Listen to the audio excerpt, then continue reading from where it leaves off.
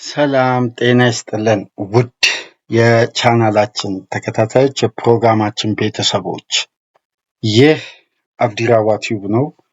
ፕሮግራማችንን ላይክ በማድረግ እንዲጀምሩ ላይክ ስታደርጉ የዚህም ፕሮግራም ተደራሽነት ተደማጭነት ከፍ ስለሚያደርግ ላይካችሁ ይጠቅመናል። ላይክ እያደረጋችሁ እንድታደምጡን አዲስ የሆናችሁ ቻናላችንን ዛሬ ማድመጥ የጀመራችሁ ሰብስክራይብ በማድረግ የደወል ምልክቷን በመጫን ለቻናላችን ቤተሰብ እንድትሆኑ በአክብሮት እየጋበዝን ይህንን ፕሮግራም ከሀገር ውጭ የምታደምጡ የቻናላችን ተከታታዮች በሱፐር ታንክስ ሱፐር ስቲከር ድጋፍ እንድታደርጉ በአክብሮት እየጋበዝን የመጀመሪያ ክፍል የዕለተ ሰኞ ፕሮግራማችን በቀጥታ ትኩረት የሚያደርገው በእንግሊዝ ምድር ግዙፉ ትልቁ ጨዋታ ትናንት ምሽት አመሻሽ 11 ተኩል ላይ ተደርጎ ማንቸስተር ዩናይትድ በኦልድ ትራፎርድ ሊቨርፑልን አስተናግዶ 3-2 በሆነ ውጤት በማሸነፍ የዩኤፋ ቻምፒየንስ ሊግን ቦታ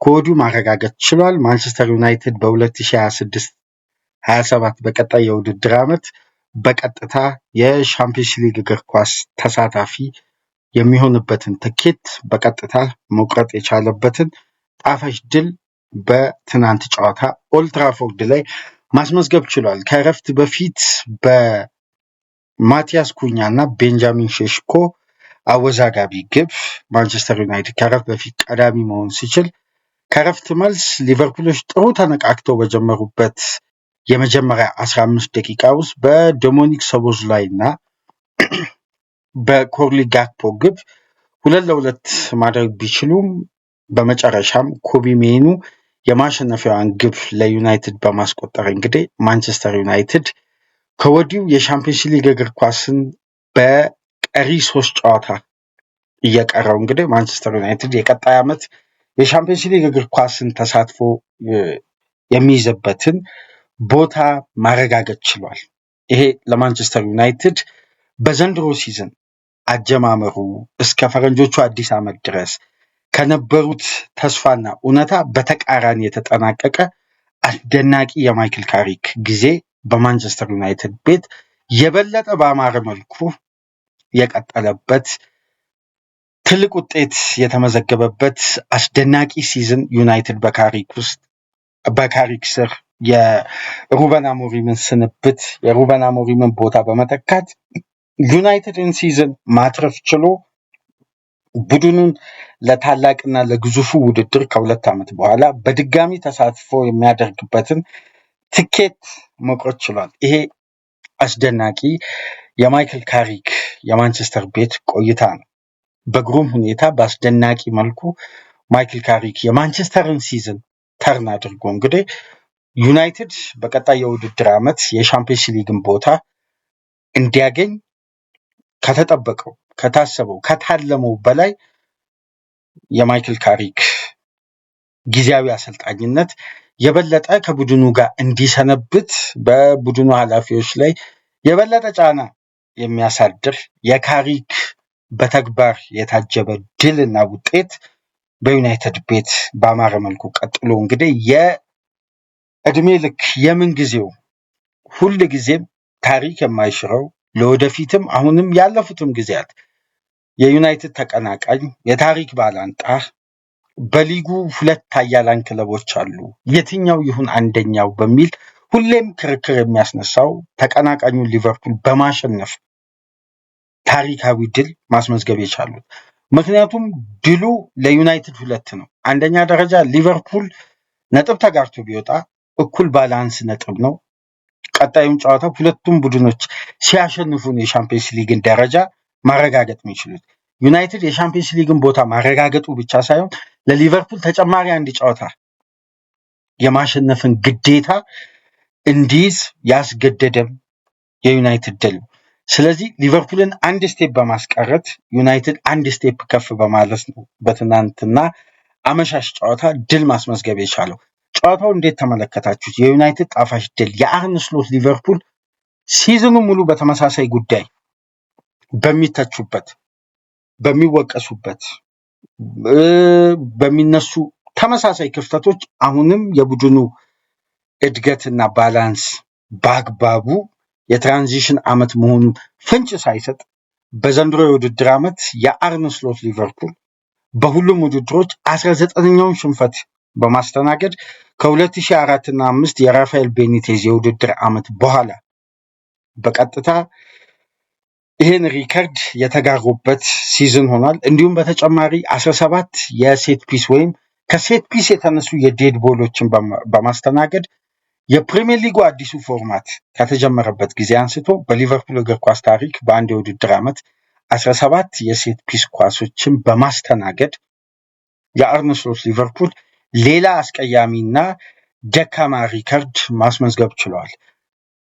ሊቨርፑል በአለፉት 10 ዓመት በተገነባው የርገን ክሎፕ ቡድንና አይደንቲቲ ውስጥ የርገን ክሎፕ በአንድ የውድድር ዓመት በደርሶ መልስ ጨዋታ በማንቸስተር ዩናይትድ ሳይሸነፉ ለመጨረሻ ጊዜ እንግዲህ በ2015-16 ነበር የማንቸስተር ዩናይትድ ባክ ቱ ባክ 2 ተከታታይ ድሎችን ሆም ኤንድ አዌ ያስመዘገቡት የዛሬ 10 ዓመት ነበር። ከ10 ዓመት በኋላ የየርገን ክሎፕ ኢራ ማብቃቱን ወይም ያ ሜንታሊቲ ከሊቨርፑል ላይ መገፈፉን ከሚጠቁሙ ትላልቅ ጉዳዮች መካከል በአንድ የውድድር ዓመት በማንቸስተር ከተማ 2 ክለቦች በደርሶ መልስ መሸነፍ የሊቨርፑልን አይደንቲቲ የዘንድሮ የውድድር ዓመት የአርነ ስሎት ሊቨርፑልን በበቂ ሁኔታ ለመለካት ወይም ለመመልከት ከዚህ በላይ ትልቅ ማረጋገጫ የለም።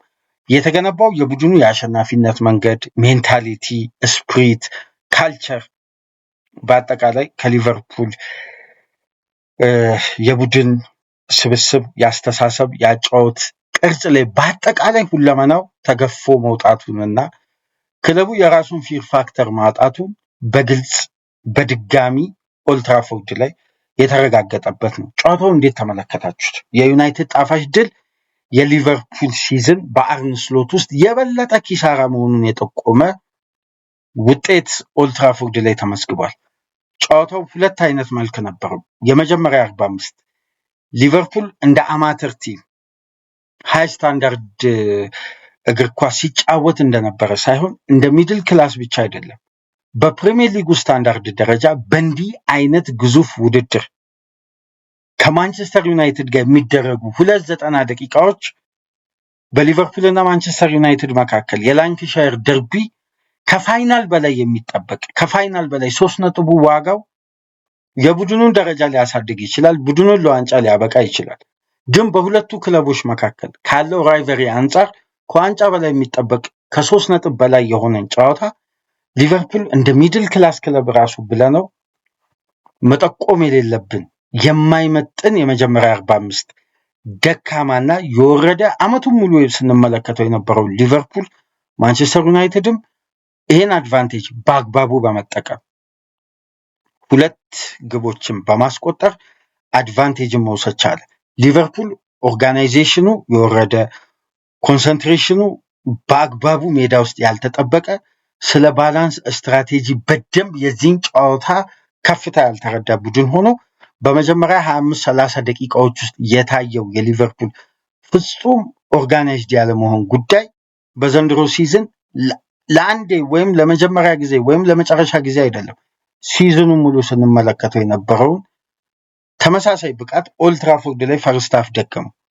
ማንቸስተር ዩናይትዶች በነበራቸው ፍላጎት፣ ሆም አድቫንቴጅ፣ በተቀናጀና በተደራጀ የጨዋታ ስትራቴጂ ሊቨርፑልን እንደ ብልጫቸው የመጀመሪያ 45ና እንደፈጠሩት አደጋ 2 ብቻ ግብ አስቆጥረው የጨዋታው እንቅስቃሴ በዩናይትድ የበላይነት ከኳስ ጋር ያለ ኳስ ሊቨርፑል የተለመደውን አይነት የኳስ ቁጥጥር ፖሴሽን ዊዛውት ፔኔትሬሽን ፖሴሽን ቻንስ ክሬት የሌለው ኢንዲቪጁዋል ጥረቶች አመቱን ሙሉ ሲዝኑን ሲያድኑ የቆዩት የአርነ ስሎት ሊቨርፑል ትናንትናም ተመሳሳይ ጉዳይ ነበር ኦልትራፎርድ ላይ ስንመለከት የነበረው። ማንቸስተር ዩናይትዶች ገና ጨዋታው በጀመረው በ9ኛ ደቂቃ ነበር በማቲያስ ኩኛ አማካኝነት የማካሊስተርን ዲፍሌክሽን ኳስ ውድማን ማዳን ሳይችል ቀርቶ ማቲያስ ኩኛ በዘንድሮ የውድድር ዓመት 9ኛ ደቂቃ ላይ ያስቆጠረ 9ኛ ግቡ በማንቸስተር ዩናይትድ ማሊያ በማስቆጠር ከጉዳት የተመለሰው ብራዚላዊ ተጫዋች የማንቸስተርን መሪነት በጨዋታ ያበሰረች የመጀመሪያ ግብ ማስቆጠር ቻለ። በጨዋታው እንግዲህ አወዛጋቢ ጉዳይ የተባለው የቤንጃሚን ሼሽኮ ግብ በጣቶቹ ነክተዋል አልነካም በሚል ኖት ክሊር ኤንድ ኦቪየስ ብለው የዕለቱ ኮሜንታተሮችን ካደመጣችሁ እዛ ጋር በገለጹት መሰረት ጃሬድ ጊሌት ጨዋታውን እንዲያስቀጥሉትና ግቡን እንዲጸድቅ ከቪኤአሩ በቀጥታ መልእክት ተነግሯቸው ግቡን አጸደቁ። ብዙም ደቂቃ ጨዋታውን ሳንመለከት በቀረበ ምስል ደግሞ ቤንጃሚን ሼሽኮ በጣቶቹ የነካ ይመስል እንደገና የተወሰነ ተቾች ከጣቶቹ ጋር ኳሱን መንካቱን ተከትሎ ውዝግቦችን አስነስቷል። ነክቷል አልነካልም ሳይሆን የቫሩ እይታ በዛ ደቂቃ የተመለከቱበት መንገድ የወሰኑበት ውሳኔ ፍጥነትም እያሉ ነበር። እንግዲህ ከ2 ደቂቃ ከ48 ሰከንድ በላይ ድጋሚ ምልከታው ከዛ በላይ ደቂቃ መውሰድ አለበት ብዬ በግሌ አላስብም። ምክንያቱም ከዛም በኋላ የታየው ምስል ቤንጃሚን ሼሽኮ በእጁ የነካ ይመስላል። ግን እንደነዚህ አይነት ጉዳዮች ከሊቨርፑል ብቃት አንጻር ኢሹ ሊሆኑ አይገቡም። ምክንያቱም አመርቂ እንቅስቃሴ ያደረገ ክለብ የትኛውም ሰበብ ሊቀርብለት ይችላል። ነገር ግን የተጫዋቾች የግል ጥረት ሁሌም ውጤት ሲያስገኝ የተወሰኑ ስቴፖችን ከጭንቅ ሲያወጣ ሲዝኑን ሙሉ ያየነው ኢንዲቪዥዋል ብቃት እንጂ ኦርጋናይዜሽን፣ ኮንሰንትሬሽን፣ ጌም ማኔጅመንት እያንዳንዱ ያለው የሊቨርፑል የወጥነት ስትራቴጂ ለአንድም ተከታታይ ጨዋታ በደንብ ሳናስተውል በስጋት ውስጥ የሚገኙ ድሎች፣ በመውረድ ውስጥ በመዳከም ውስጥ ከሳምንት ሳምንት የቡድኑ እድገት ሳይሆን የቡድኑ ክፍተት እየሰፋ የሚመጣበት ቡድን ሆኗል። እንግዲህ የአርነ ስሎት የአሰልጣኝነት ዘመን በምን አይነት መልኩ ሊቨርፑል ቤት ሁለት መልክ እንደያዘና ብዙ ነገሮችን በተለያየ አንግል እያስነሳ ነው። አሰልጣኙ በመጀመሪያ ዓመት ዋንጫ አግኝተዋል ሲባል አብዛኛው የእግር ኳስ ቤተሰብ በክሎፕ ጫማ የተገኘ ውጤት ነው። በራሳቸው አይደንቲቲ ይህንን እግር ኳስ መድገም ያልቻሉት የአሰልጣኙ ብቃትና አኪሬሲ ነው እንጂ የክሎፕ የተገነባ ሜንታሊቲ እና የተጠናቀቀ ቡድን ይዞ አንዳንድ ቁልፍ ጉዳዮችን ባላንስ በማድረግና በአንድ ማኔጅመንት ዲፓርትመንት ውስጥ የቆየ አሰልጣኝ ሊያሻሽለው ሊያበቃ የሚችል ወይም ቁልፍ የሆኑ ስትራቴጂዎችን በማስተካከል የበለጠ ጥራቱን፣ ባላንሱን፣ እያንዳንዱን ነገር ጠብቆ የቆየም ቡድን ወደ ስኬት ማብቃት ለልምድ ያለውም ልምድ ለሌለውም አሰልጣኝ ብዙ ኤክስፒሪየንስ ይፈልጋል ተብሎ አይጠበቅም። ግን በራስ ቅርጽ በራስ አይደንቲቲ ሲገነባ ደግሞ ቡድን የራሱ የሆነ ሜንታሊቲ የራሱ የሆነ አይደንቲቲ ቡድኑ በቀጣይ ዓመታት ምን ሊያሳይ እንደሚችል ቢያንስ ፍንጭ መስጠት አለበት። እንግዲህ ግምታዊ ጨዋታዎች በእንደነዚህ አይነት ጨዋታ አንገት ያስደፋሉ፣ ያዋርዳሉ። ምክንያቱም ትዊስት እና ተርን ያለበት ጨዋታ ላይ የክሎፕ ቡድን ሜንታሊቲ ግራጁዋሊ ከፍ ያለ ይሄዳል እንጂ አቻ አድርጎ ድጋሚ ወደ ነበረበት አይመለስም። ምክንያቱም የቡድን አይደንቲቲ እና ቅርጽ ስፔሻላይዝድ ያደረገበት ግንባታ በእንዲህ አይነት የጨዋታ ሲስተም ስለሆነ ታዲያ የቤንጃሚን ሼሽኮ ግብ መስደቁ አለመስደቁ ብዙም ሊያወዛግብ አይገባም።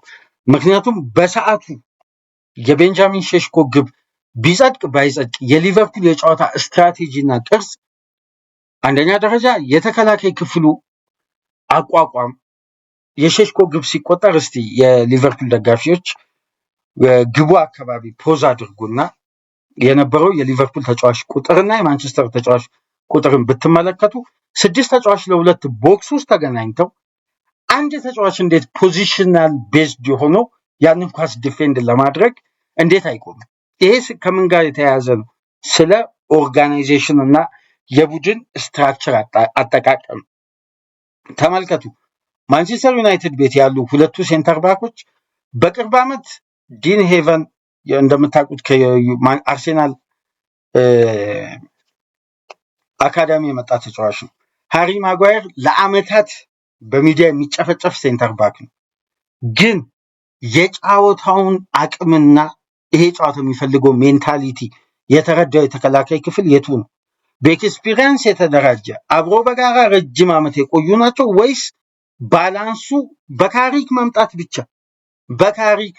ብቻ ተስተካክሎ ሼፕ ይዞ በጊዜያዊነት እየተጣጣረ ያለ ቡድን ነው የበለጠ ኦርጋናይዝድ ሆኖ ማሳየት ያለበት? የዩናይትድን ዲፌንሲቭ ኮንትሪቢዩሽን ተመልከቱና በሊቨርፑል ቤት የቫንዳይክ፣ የኩናቴ፣ የሮበርትሰን፣ የኮርቲስ ጆንስ ኦርጋናይዜሽን እንደውም ኮርቲስ ጆንስ የተሻለ የሶስቱ ተጫዋቾች ፖዚሽን ቤዝድ ሆኖና እዚህ ጨዋታ ላይ የሚመጣውን ጥቃት እንዴት መመከት እንዳለባቸው በአግባቡም የተረዱ አይመስልም። በዛ እንቅስቃሴ ያ ታይሚንግ ያ ዲሲዥን በአንዴ ግርግር ውስጥ የመግባትና በስትራክቸር እንዴት ኦርጋናይዝድ ሆኖ አንድ የተከላካይ ክፍል ዲፌንድ ማድረግ እንዳለበት በበቂ ሁኔታ የተረዱ አይመስልም። የሼሽኮ ኳስ ተቆጠረ። የዩናይትድ አግሬሲቭ መሆን የዩናይትድ ወደ ሊቨርፑል ሃፍ ሃይ ፕረስ አድርገው መጫወታቸው ሊቨርፑሎች በጥሩ ትራንዚሽን ወደ ፋይናል ሰርድ ይሄዳሉ። ከኤሪያ ውጪ እንኳን የሚሞክሩ ኳሶች ሳይኖሩ በተመሳሳይ ቅርጽ አንድ አይነት ስትራቴጂ ተገማች የሆነ ለፕሬሲንግ የሚመች ይሄ እየገባ የሚወጣ አውት ኤንድ ኢን በሆነ ስትራክቸር ውስጥ ለመጀመሪያ 45 በቅንጅት ፍሬ ያፈራ ትላልቅ አደጋዎች ሳይፈጠሩ በዩናይትድ ማጥቃት በዩናይትድ ኢፌክቲቭ ትራንዚሽኖች ሊቨርፑል ብልጫ ተወስዶበት የሁለት ጎል አድቫንቴጅ ተወሰደበት። አንድ ጉዳይ እስቲ አድማጮች ላስታውሳችሁ። በአንፊልድ በነበረው የመጀመሪያ ዙር ጨዋታ የሩበን አሞሪም ማንቸስተር ዩናይትድ የተጠቀመውን የጨዋታ ስትራክቸር ማይክል ካሪክ በ4-2-3-1 ተጠቀመ። ያ ጨዋታ ስንት ነው? 3-4-1-2 ነው ሲስተሙ በአንፊልድ የነበረው ጨዋታ። ግን የጨዋታ አጠቃቀም በ4-2-3-1ም በ3-4-1-2ም የጨዋታ አቀራረቡ የጨዋታ መንገዱ ሂደቱ ስትራክቸራሊ አስተላለፉ ይለያይ እንጂ ለግብ ለማስቆጠር የተጠቀሙት የጨዋታ መንገድ አንድ አይነት ነው። የመጀመሪያውና ትልቁ ጉዳይ ሊቨርፑል ፈረስት ሃፍ እንደዛ አይነት አማተር ሲስተም እንዲያሳይ ትልቁን ተጽዕኖ የፈጠሩት ማንቸስተሮች ናቸው። ያንን ጉዳይ ምላሽ ለመስጠት የግድ ሃፍታይም መውጣት ነበረበት ቡድኑ። ልብ በሉ። ያኔም አንፊልድ ላይም ባለው ጨዋታ አንድ አይነት አቀራረብ ነበር። ትልቁ ጉዳይ ምንድን ነው? ዩናይትድ ከ3-4 ተቾች በኋላ በቀጥታ ወደ ሊቨርፑል ሃፍ በረጅሙ ኳስ ከላኩ በኋላ ሰከንድ ቦልን በኦቨርሎድ መንጠቅ። አንደኛ ሊቨርፑል ከረፍት በፊት እንደ ቡድን 68.9% በዘንድሮ የውድድር ዓመት በባሰ መልኩ የጋራ ኳሶችን ተሸንፈዋል።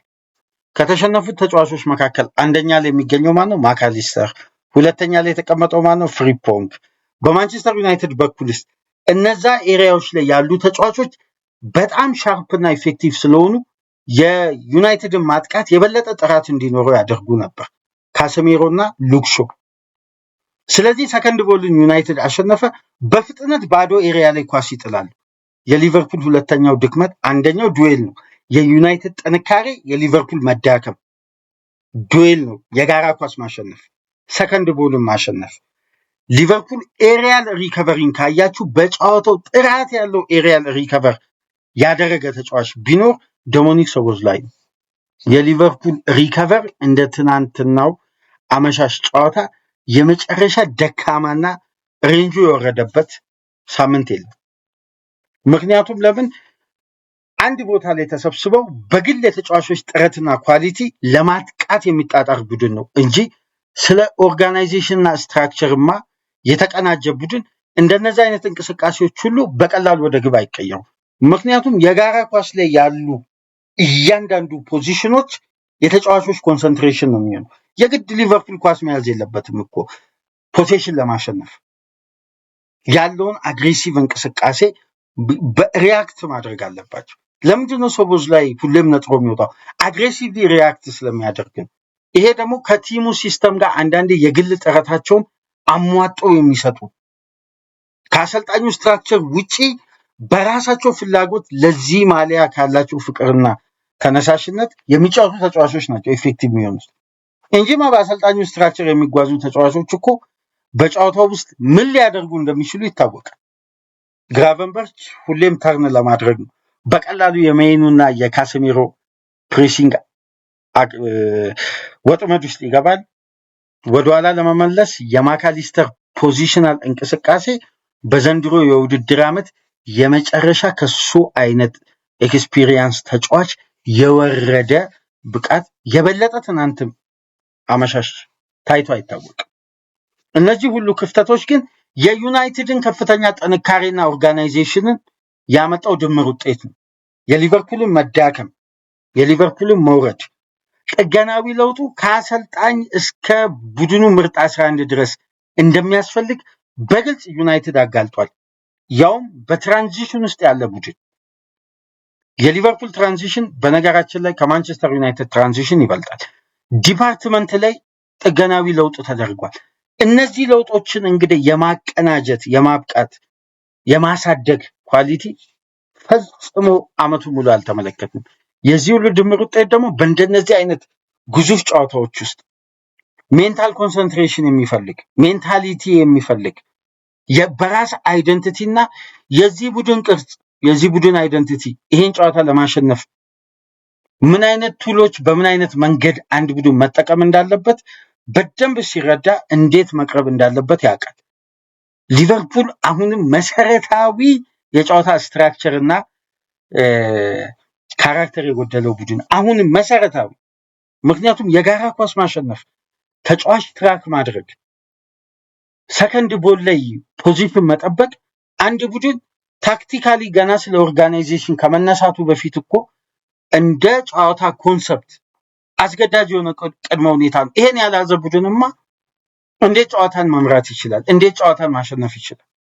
ሊቨርፑል እንደነዚህ አይነት ገና መሰረታዊ ችግሮች አልተቀረፉም። አይደለም የቡድኑ አይደንቲቲ ሊመለስ የሚያሰጋው ጉዳይ ይሄ ነው። ኤድዋርድና ሪቻርድ ሂውዝ በየትኛው ሙያዊ ስልት ገምግመው ከእንዲህ አሰልጣኝ ጋር ለመቆየት እንደሚያስቡ እንግዲህ በአመቱ መጨረሻ ነው ምንመለከተው። የዩናይትድ የመጀመሪያ 45 የጨዋታ ፕላን 100% ተፈጻሚ ሆኗል። በአግባቡ ሻርፕ በሆነ መንገድ። ለምን ስፔሶች ላይ በጣሉ ቁጥር ኳሶችን ወደ አደጋ መቀየር ይችላል። ስፔስ ነው ዩናይትድ የሚፈልገው ስፔስ ወደ አንድ ቦታ ሊቨርፑል ፕረስ ለማድረግም ሆነ አንድ ቦታ ላይ ተሰብስበው በአጫጭር ኳሶች ጨዋታው ለመቆጣጠር በመረጡ ቁጥር ዩናይትድ ኤክስፕሎት የሚያደርገው ኤሪያዎችን አንድ ተጫዋች ቀንሰው በፍጥነት በረጅሙ ነበር ኤሪያዎችን ያስከፍታሉ። በዚህ መከላከል ላይ እንግዲህ ለአመታት ለሊቨርፑል በግራው ኮሊደር ላይ አስተማማኝነት ሲሰጥ የነበረውም አንዲ ሮበርትሰን እንግዲህ ከእድሜ ጋር በተያያዘም ብቁ አልነበረም፣ ቦታው ላይ ሻርፕ አልነበረም። የነዚህ ሁሉ ኦርጋናይዜሽን ጉለት ግን የኢምቤሞ ከኳስ ውጭ የሚያደርገው ዳይናሚክ ሩጫዎች፣ ሼክሽኮ ኩናቴንና ቫንዳይክን ፒኔ ማድረግ፣ ኮርቲስ ጆንስ በተሻለ ሁኔታ ሜዳ ውስጥ ካሉ ተጫዋቾች እንዲሁም ወጥቶ ሊንክአፕ ለመፍጠር ይጥራል። ግን ብቻውን የተነጠለ ፉልባክ ሆኖ ነው ይህም ተጫዋች ጨዋታውን ማድረግ የቻለው። ግን ዩናይትዶች በካራክተር በአይደንቲቲ በፍላጎት ይህን ጨዋታ ለማሸነፍ ያደረጉት ንቃትና ተነሳሽነቱ መጀመሪያ 45 ላይ ውጤቱም ይገባ ነበር። በአግባቡም ብልጫውን የሚመስል አድቫንቴጅ ወስዷል።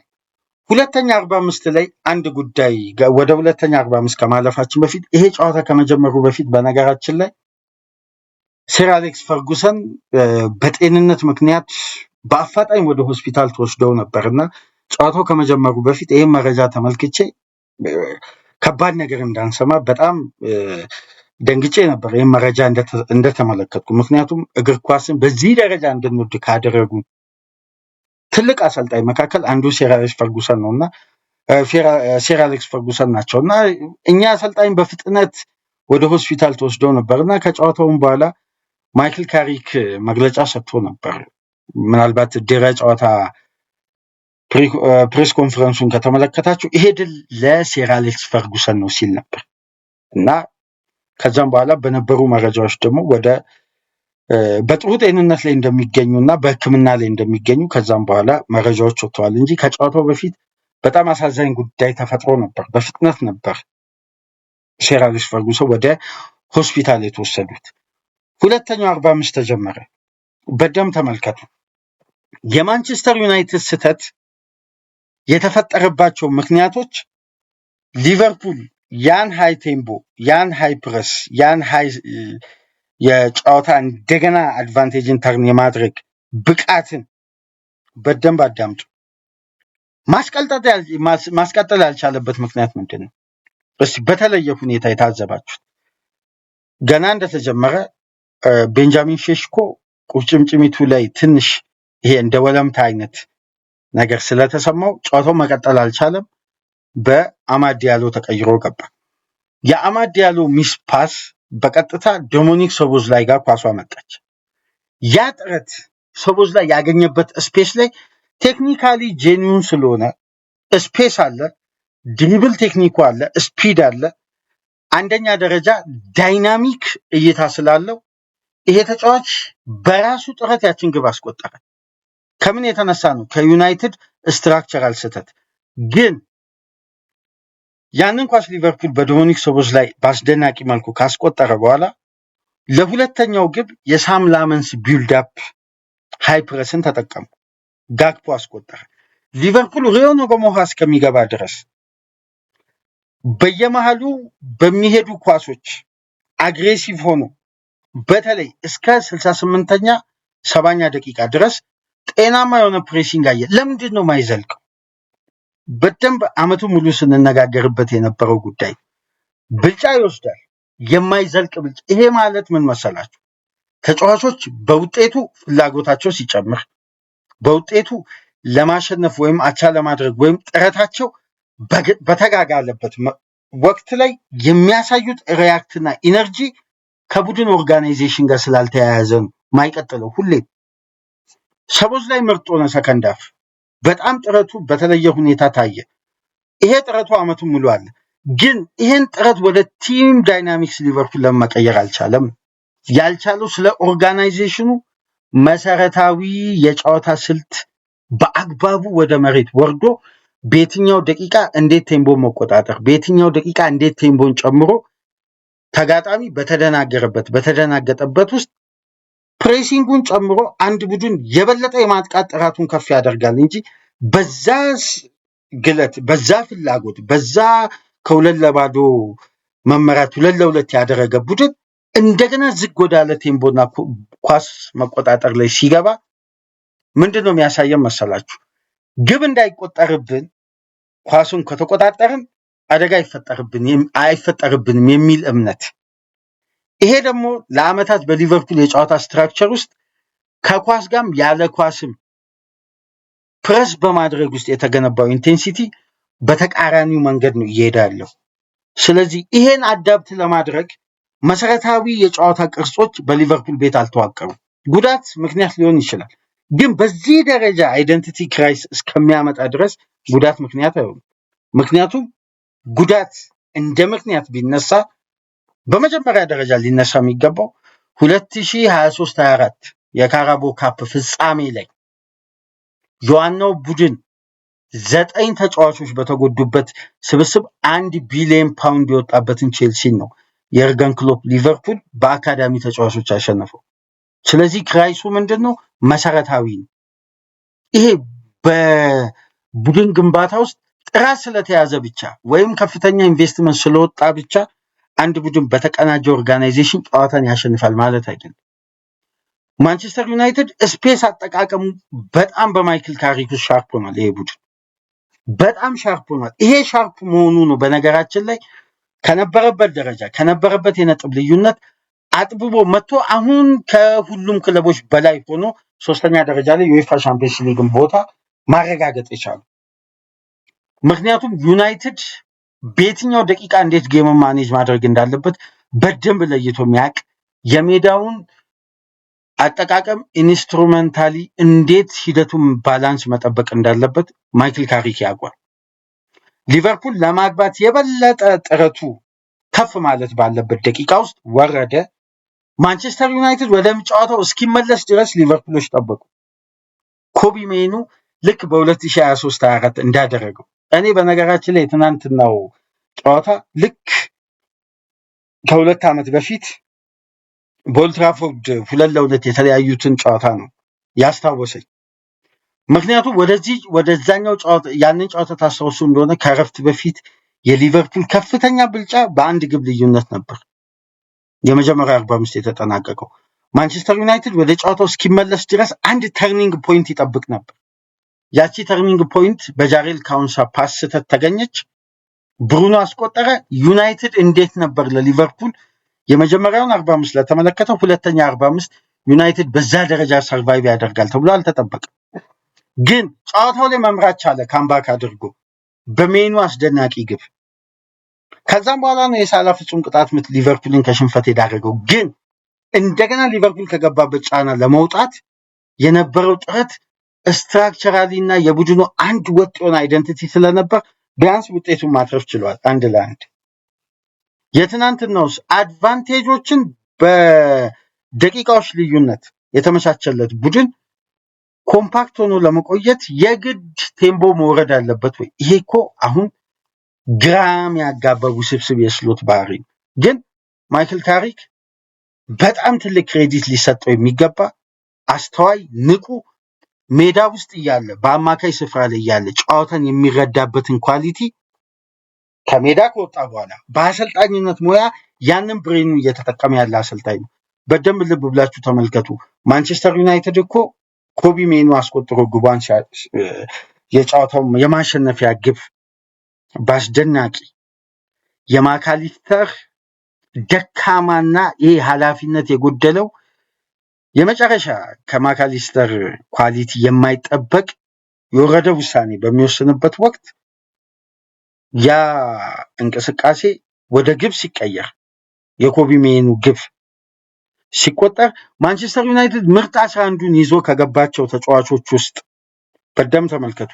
የማንቸስተር ዩናይትድ ምርጥ 11 ውስጥ ከነበሩ ተጫዋቾች ኢምቤሞ፣ ሼሽኮ ተቀይሮ ወጥተዋል። 2 የፊት መስመር ተጫዋቾች ተቀይሮ የገቡ ተጫዋቾችን ተመልከቱ። አማድና ዶርጉ የበለጠ በዊንግ ባክ እና በፉል ባክነት የሚጫወቱ። ስለዚህ ዩናይትድ ጌሙን ባላንስ ለማድረግ ነው እንጂ ኦፌንሲቭ ማይንድ ተጫዋቾችን አላስገባም።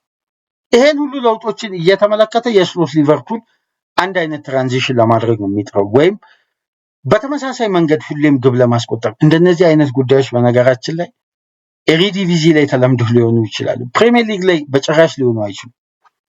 የካምባኩ ጥረት በተጫዋቾች የበለጠ ፍላጎትና ኢንዲቪጁዋል ጥረት ነው ሊቨርፑልን እስካሁን ድረስ ሲዝኑን ከሻምፒየንስ ሊግን ቦታ እንዳይርቅ ያደረገው የተጫዋቾች የግል ጥረት እንጂ የቡድኑ ስትራክቸር ቢኖርማ ከሳምንት ሳምንት ከጨዋታ ጨዋታ የሚጎለብቱ የሚያድጉ ዳይናሚክ እየሆኑ የሚመጡ የሚታይ ፍንትው ብሎ የሚታይ የቡድኑ የጨዋታ ቅርጽ ነው። አሁን የቡድኑ የጨዋታ ቅርጽ ራሱ በአግባቡ የሚታይ አይደል። ለዚህም ነው የዩናይትድ ድል የበለጠ አንጸባራቂ የሆነው።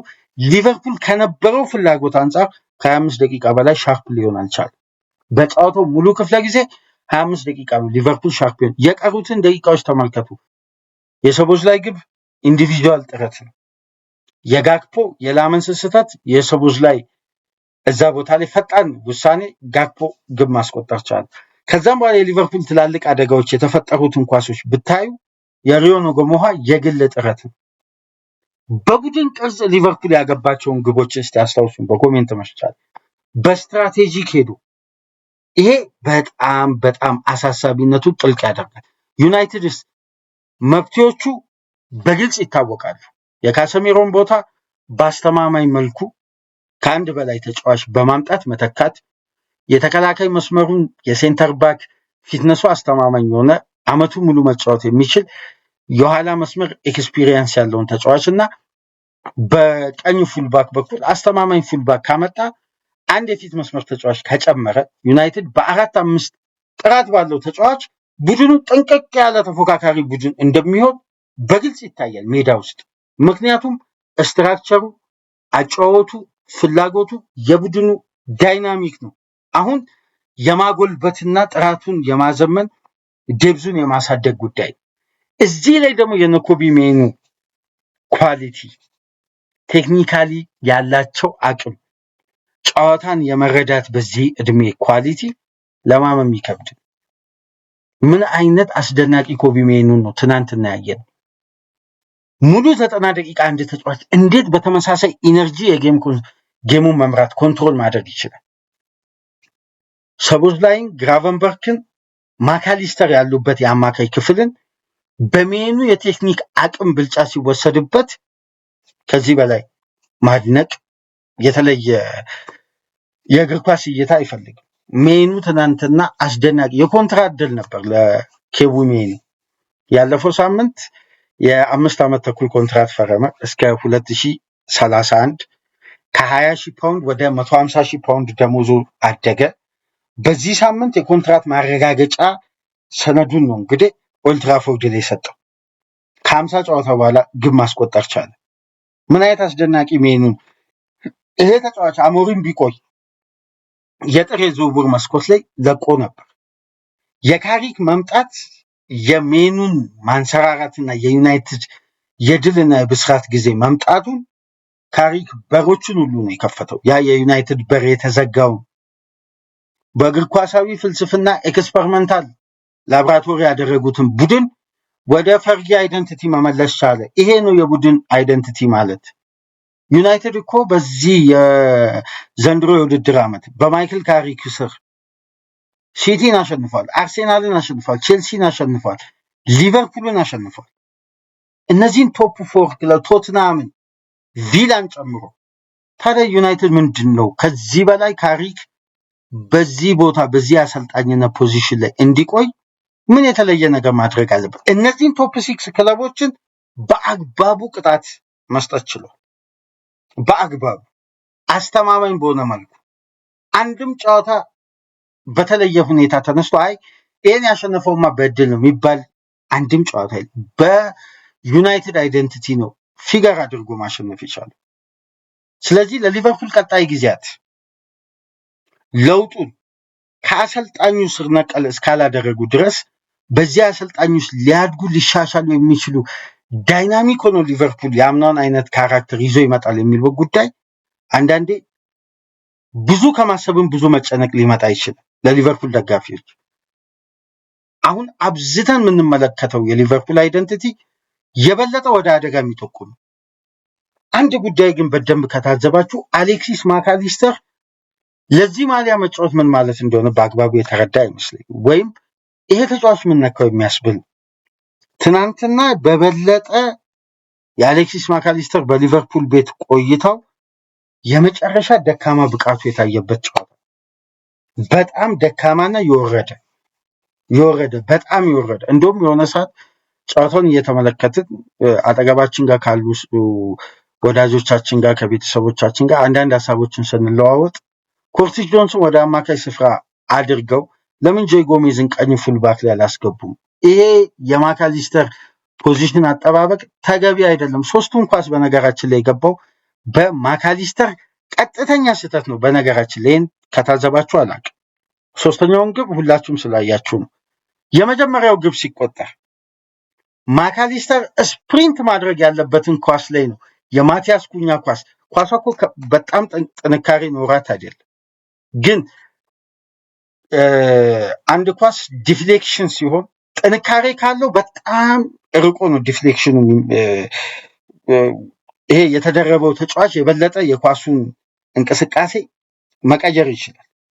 የኩኛ ኳስ ጥንካሬ የለው፣ ግን ዳይሬክሽኑን ሲቀይር በቀጥታ የበረኛውን ፖዚሽን መጀመሪያ ይዞ እየጠበቀ ያለውን ፖዚሽንን በቀጥታ ነው የሚያስተው።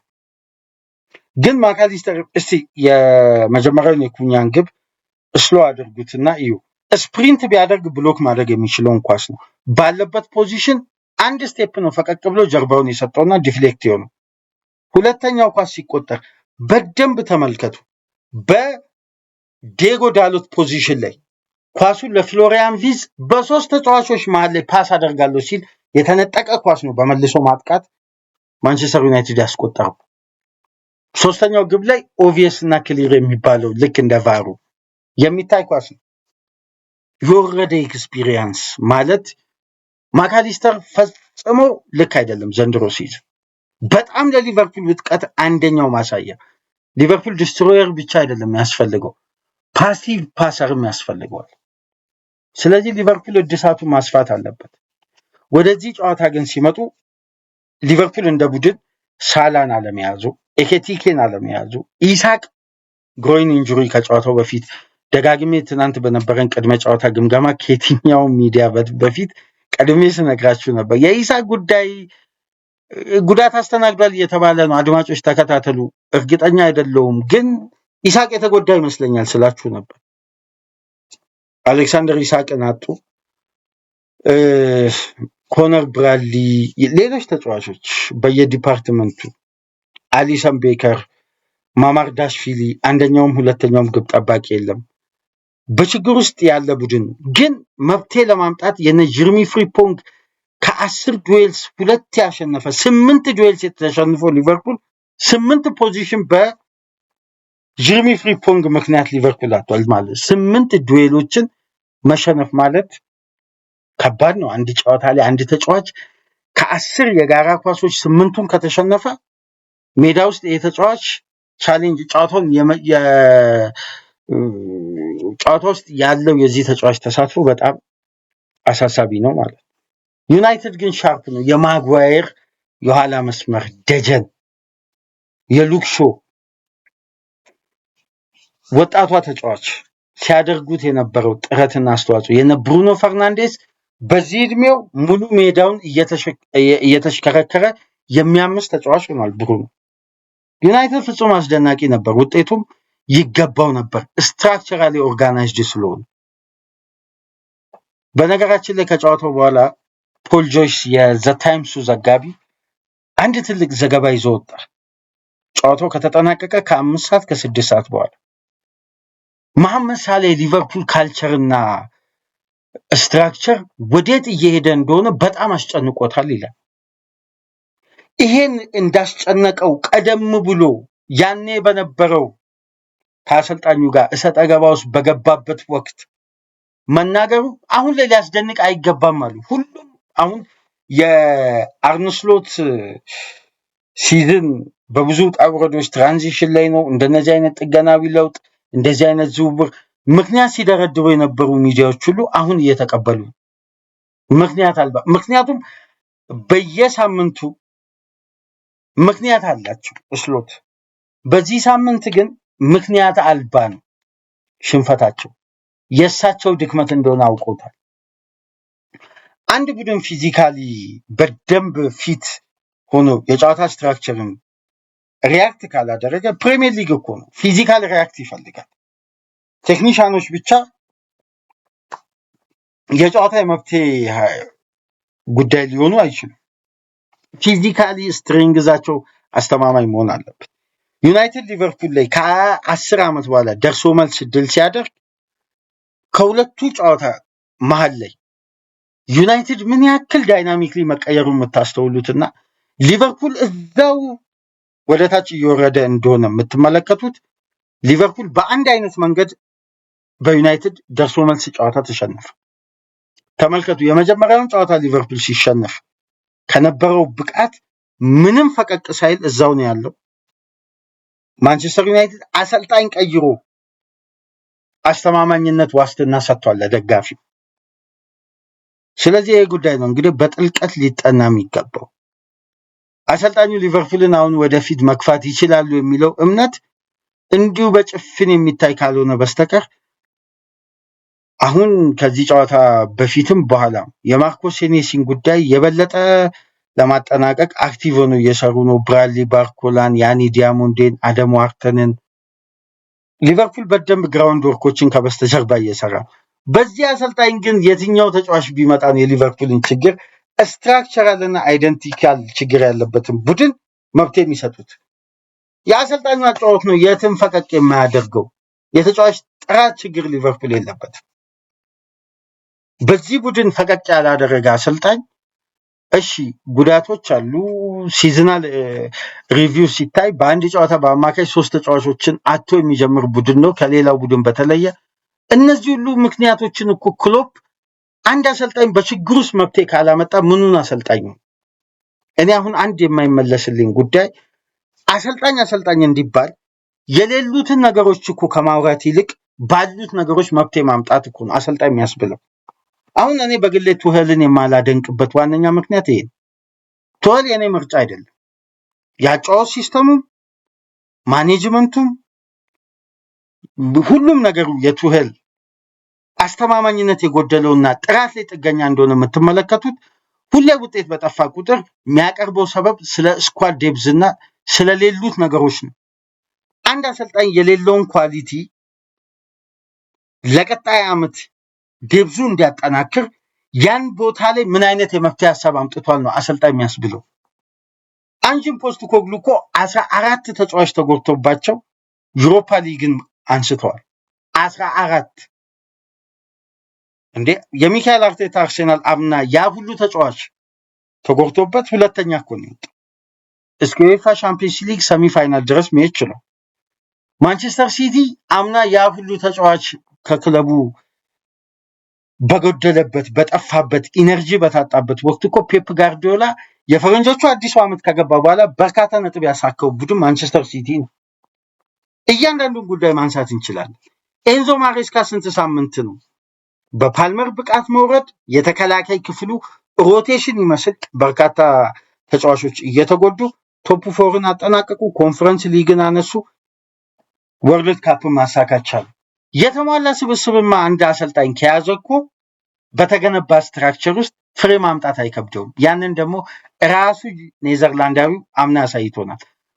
በክሎፕ ጫማ ስኬት ማምጣት ቀየሩ የተባለው ቱልን አድማጮች በግልጽ መነጋገር ያስፈልጋል።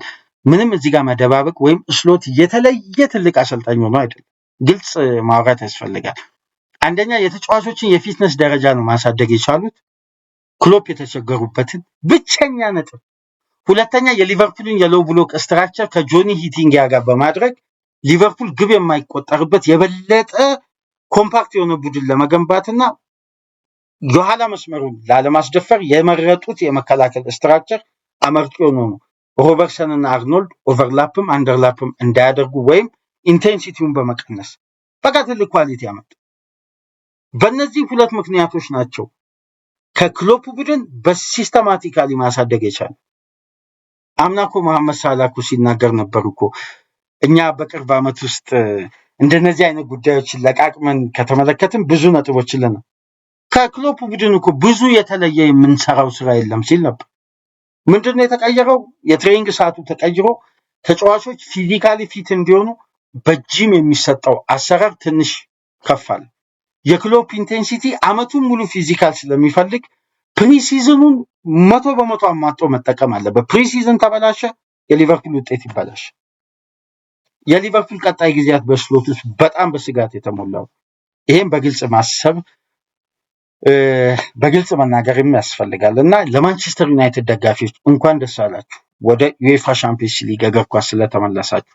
ሊቨርፑል በቀጣይ ሳምንት ከቼልሲ ጋር ድል የሚቀናው ከሆነ በተመሳሳይ ከማንቸስተር ዩናይትድ ጋር ወደ ሻምፒየንስ ሊግ እግር ኳስ ተሳትፎ ቦታ በቀጥታ የሚሳተፍ ይሆናል። ለማንኛውም ላይክ፣ ሼር፣ ሰብስክራይብ ማድረጋችሁ እንዳትረሱ። ከሀገር ውጭ የምታደምጡ በሱፐር ስቲከር፣ በሱፐር ቻት፣ በሱፐር ታንክስ ድጋፍ አድርጉ። በቶትናም ድል ተመልሰን እንመጣለን። ሰላም ቆዩ።